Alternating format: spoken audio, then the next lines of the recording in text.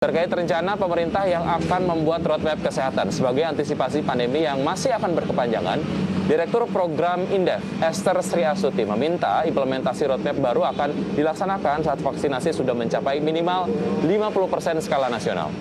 Ya, selain itu angka kasus COVID-19 dan angka kematian juga harus menjadi prioritas untuk ditekan.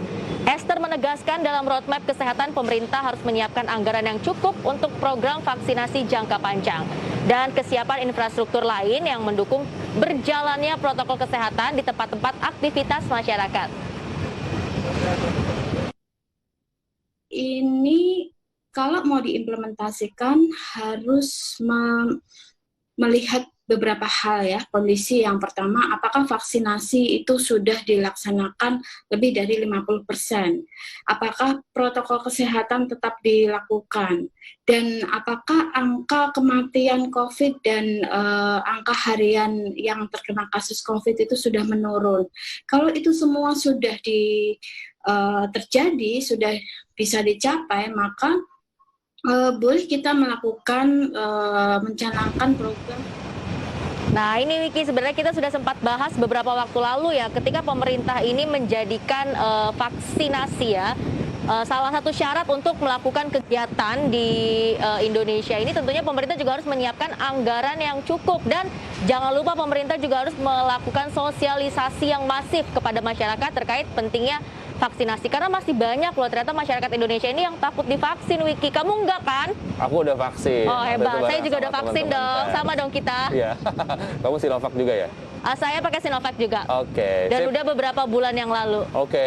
Oke, kita ke informasi berikutnya, pemirsa. Ya, ini Kementerian Perdagangan menerbitkan syarat baru memasuki mal saat ini menjadi pilot project yang tidak menutup kemungkinan kedepannya akan diberlakukan lebih luas di banyak sektor perdagangan dan juga sektor lainnya.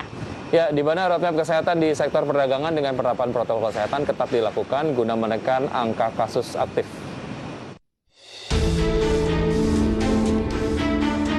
Pemerintah tengah mempersiapkan roadmap kesehatan bagi kehidupan masyarakat guna menghadapi pandemi yang berkepanjangan. Dirjen Perdagangan Dalam Negeri Kementerian Perdagangan, Oke Nurwan mengatakan, uji coba dibukanya mal dengan syarat khusus menjadi pilot project yang kedepannya mungkin bisa saja diberlakukan di banyak aktivitas perdagangan. Menurutnya, masyarakat harus terbiasa dengan gaya hidup baru yang menerapkan protokol kesehatan yang ketat. Oke menambahkan evaluasi terus dilakukan dengan uji coba dibukanya mal untuk melihat hal-hal teknis yang perlu diperbaiki.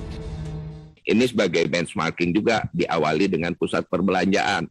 Nanti bagaimana di sektor-sektor lainnya, wisata, travel, dan sebagainya. Tapi intinya ini memang salah satu bentuk uji coba yang kita lakukan, bukan karena hanya uji coba di pusat perbelanjaan, tapi untuk lebih luas lagi.